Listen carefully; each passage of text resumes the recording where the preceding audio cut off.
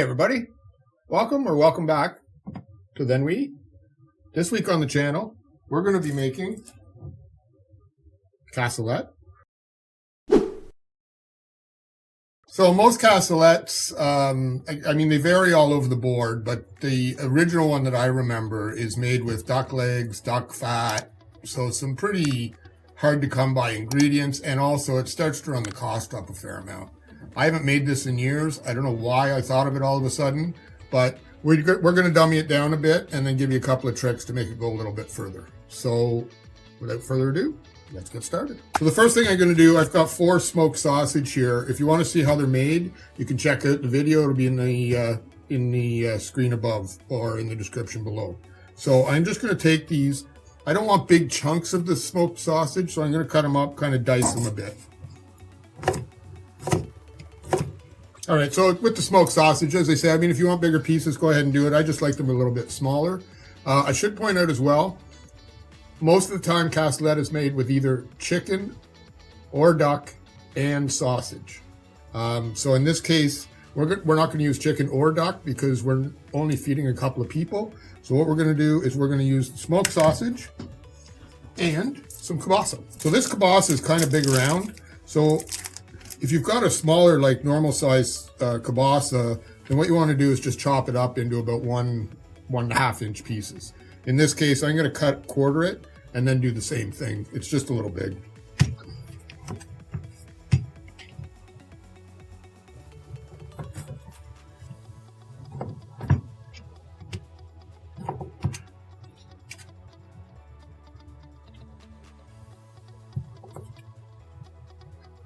Okay, so we're just going to set the sausage aside for a minute. All right, so the next thing we're going to do is we're going to just finely dice up mirepoix, which is basically celery, onion, and carrot. So that's easy peasy. It's got a medium carrot and a medium onion, kind of just roughly chopped so it'll fit in the machine. And then we also have some celery. And the celery, the reason it's in the bag like this is in the fall what we do is we take everything that's left in the garden, chop it all up, and freezer bag it. And then we just put it in a zip so that we can take out as much as we need for any recipe. So that's why this is frozen. All right, so it's a little full, but we made it. So let's give that a chop.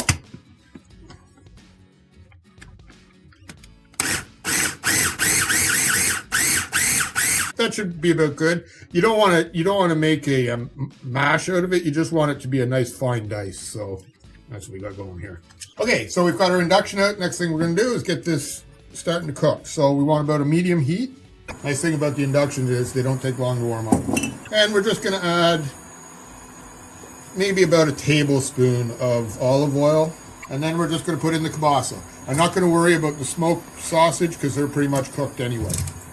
So you just want to put that in there and let it kind of get browned up on all the sides. If there's too much for your pan, just put enough in so that they all kind of just have enough room to fry on the bottom. There's none kind of sitting up on top. So while we're waiting for that to cook, one of the ways that you can finish this up, I'm going to take you as far as we need to go.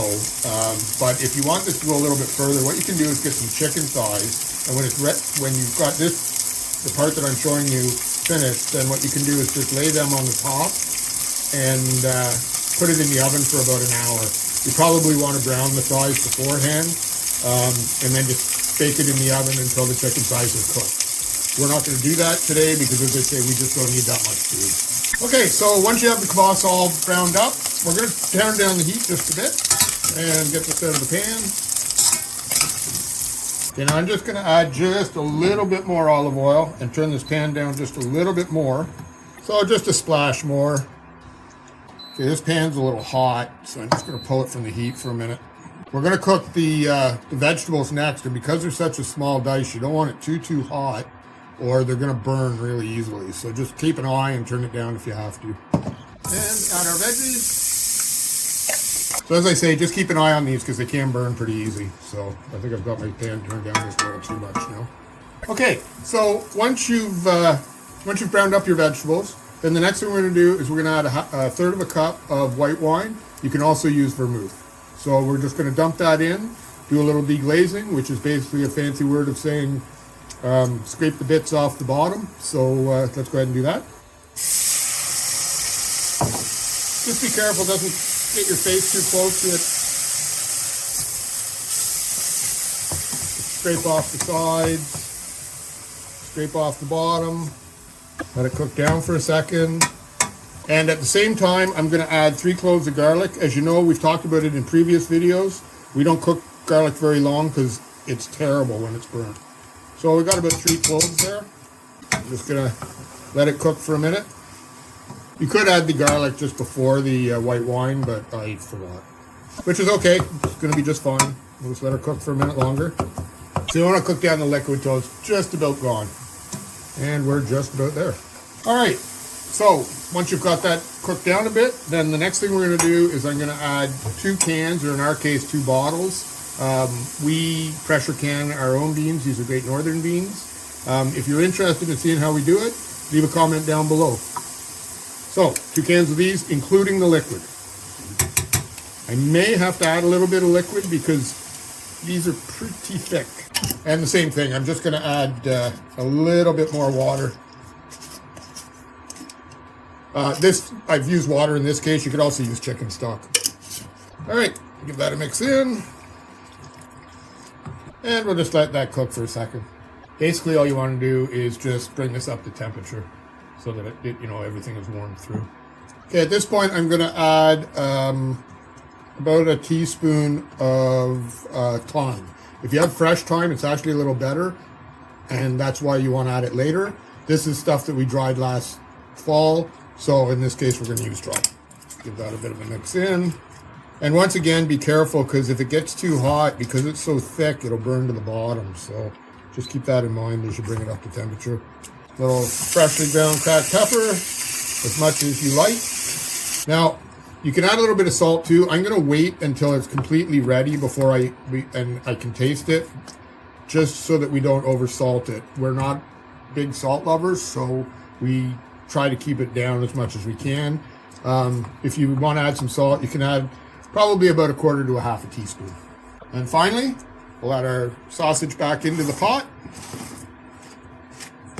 Now, the smoked sausage we use is stuff that we've made, but any smoked sausage that you can get at the store will work fine too. Give this a bit of a mix up. And again, we're just going to let it reheat a bit. Not too much, because it's getting incredibly thick now. Okay, so that's it. That's the ingredients that I'm going to use today. As I said, at this point, if you wanted to feed a little more of a crowd, what you can do is just put a chicken breast per person on top. You should, as I said earlier, just brown the chicken breasts, or chicken legs, chicken thighs. Chicken thighs are probably the best. They have more flavor in them. And then just put it in the oven for about an hour and you'll be done. In this case, we're going to call it done here. So let's give it a little taste.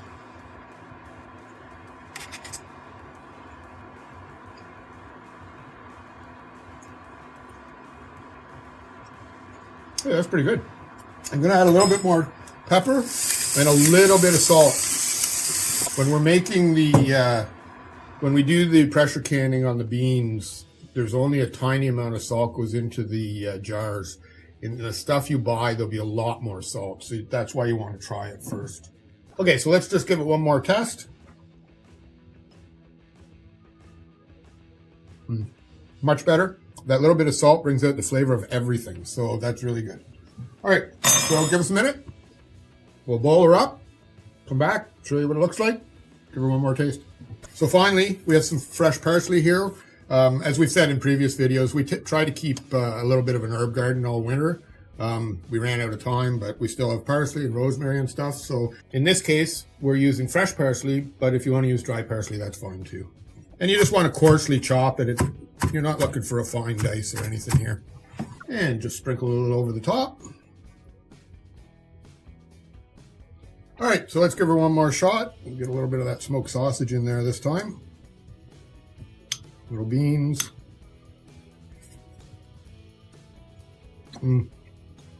Super tasty. Really taste the garlic in this. Nothing the matter with that at all. Smoked sausage brings out lots and lots of flavor. The kielbasa is nice and browned. I'm not going to try a piece because they're a little big. So the nice thing about this is it's a nice, heavy, thick stew. I don't know where you're from right now, but up here in Canada, it has been really cold. So this kind of a meal really helps warm you up on a cold winter's day. So that's it for this video. If you liked the video, don't forget to hit the like button, share it with all your buddies. And if you haven't subscribed already, hit the subscribe bell and make sure the notifications are turned on. You'll be notified every time we upload a new video, which is every Friday afternoon. And don't forget, if you don't know already, we also put the ingredients in the description below so that if you missed it during the video, you'll have a list below. So don't forget, first we cook, then we eat. So good.